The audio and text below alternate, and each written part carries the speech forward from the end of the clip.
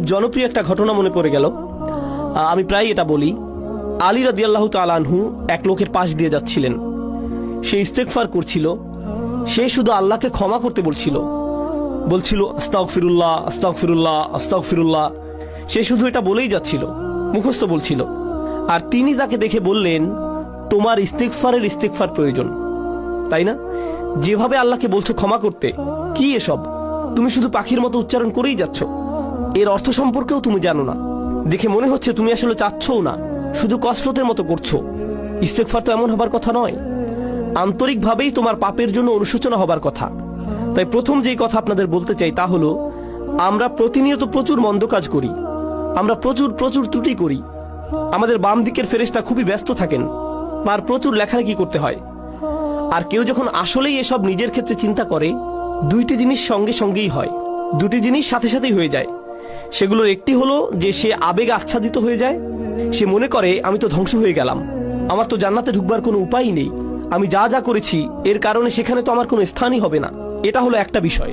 আর এটা কিন্তু ভালো ব্যাপার নয়, সেটা একটু পরে বলছি। আরেকটা জিনিস যা হয় সেটা মোটামুটি ভালো। সেটা হলো আপনি অন্য মানুষ সম্পর্কে অতিরিক্ত চিন্তা করা বন্ধ করে দেন। দেখুন, আপনি যখন অন্য মানুষ কি ভুল করছে সেটা নিয়ে ব্যস্ত থাকেন, তাদের ভুল, তাদের পাপ, সেই ভাই এমন করছে, ওই বোন এমনটা করছে, এগুলো কিসের লক্ষণ জানেন? তা হলো আপনি আপনার নিজের সম্পর্কে চিন্তিত নন। আপনি নিজের ব্যাপারে এতই নিশ্চিন্ত যে অন্যকে নিয়ে ভাববার অনেক সময় আপনার আছে। এর অর্থ হলো এটাই। এর মানে হলো আমরা নিজেদের ভুল ত্রুটি, নিজেদের পাপ নিয়ে চিন্তিত নই, বরং অন্যদের ছোটখাটো ভুল নিয়ে চিন্তা করার প্রচুর সময় আমাদের হাতে। সেটাই এটার অর্থ। তাই আমরা যদি নিজেদের পাপ নিয়ে চিন্তা করি, তাহলে অন্যেরা কি করেছে সেটা নিয়ে এত না ভেবে নিজেদের অবস্থা সম্পর্কে বেশি দুশ্চিন্তা করতে পারবো। এখন আপনি যদি সত্যি নিজের অবস্থা নিয়ে চিন্তাবোধ করেন আর ভয়ে আচ্ছন্ন হয়ে পড়েন যে আমার কোনো আশাই নেই, আমার জন্য কোনো ক্ষমাই নেই, তাহলে এই সময় আমাদের আল্লাহ আজ্জা জাল্লার হিদায়াতের প্রয়োজন। কারণ খুবই কষ্টকর আর দুঃখজনক অবস্থা এটা।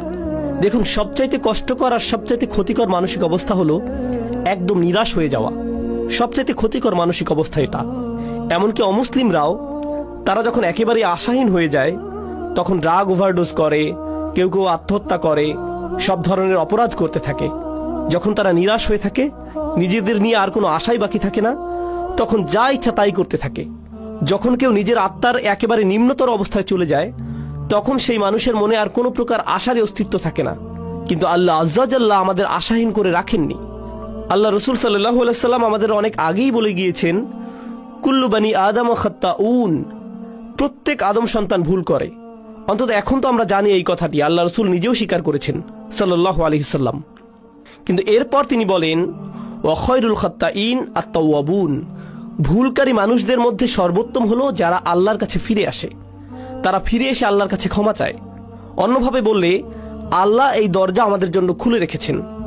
যত পাপই আমরা করি না কেন, আল্লাহ আমাদের পুরো আমলনামা মুছে পরিষ্কার করে দিতে রাজি আছেন। কিছু থাকবে না। যে কোনো সমাজে যদি কোনো অপরাধ করেন, সেটা আপনার পার্মানেন্ট রেকর্ডে চলে যাবে।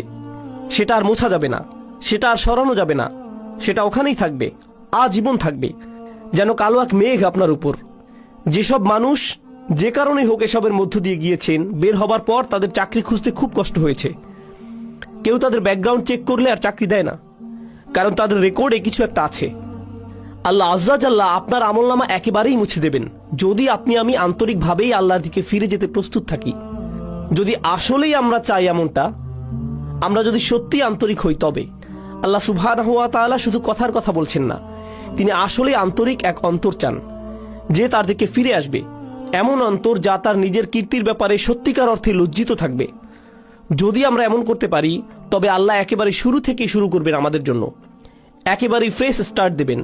এই আশার আলোই আল্লাহ আজ্জা জাল্লাহ আমাদের সূরাতুল ফুরকানে দিয়েছেন। তিনি আসলেই চরম পদক্ষেপ নিয়েছেন এখানে। তিনি শুধু বলছেন না যে আমাদের পাপ ক্ষমা করে দিবেন, তিনি বলছেন, ফাউলাইকা ইউবাদদিলুল্লাহু সাইয়্যাতিহিম হাসানাত, সেসব মানুষ যারা আসলেই আল্লাহর কাছে ফিরে তওবা করে, আমি তাদের সকল পাহাড় পরিমাণ পাপ কর্ম নিয়ে ভালো কাজে পরিবর্তন করে দেব। অন্যভাবে বললে, শুধুমাত্র আন্তরিকভাবে যদি আপনি আল্লাহর কাছে ফিরে আসেন, তবে আপনাকে যে শুধু লাখো পাপ কর্মের জন্য উত্তর দিতে হবে না তা নয়, বরং তিনি আপনার লাখো পাপ কাজকে লাখো পুণ্যে রূপান্তরিত করে দিবেন। শুধুমাত্র আপনি তাওবা করেছেন এজন্য, শুধুমাত্র এটার জন্যই, শুধুমাত্র এই একটি জিনিস তিনি আমাদের থেকে চাচ্ছেন। আল্লাহ আজ্জা ওয়া জাল্লা আমাদের জীবন আর কতই বা সহজ করবেন। দেখুন, যেসব মানুষ সারাক্ষণ গুনাহ করতেই থাকে, শয়তান তাদের কাছে এসে বলে তুমি তো এমনিতেও জাহান্নামে যাবে, তার চেয়ে বরং আনন্দ করেই নাও। শয়তান আসলেই এমন বলে, আর তারাও এভাবেই চলতে থাকে। আরে ধুর, আমি আর কি বা করব, তুমি জানো না ভাই আমি একেবারেই ব্যর্থ, আশাহীন, তার চেয়ে বরং পুরোটা এনজয় করে নেই। শয়তানের প্রত্যেকটি ওয়াসওয়াসা শুনি, ফাটাফাটি করেই যাই দুনিয়া থেকে, জীবন তো একটাই, এরপর মরে যাব, এটাই হলো তাদের চিন্তা। এমন মানসিকতার জন্য আপনাকে অভিনন্দন। আল্লাহ আজ্জা ওয়া জাল্লা আমাদেরকে কি বলছেন? আল্লাহ বলছেন তোমাদেরকে শাস্তি দিয়ে আল্লাহ কি পাবেন? মনে করো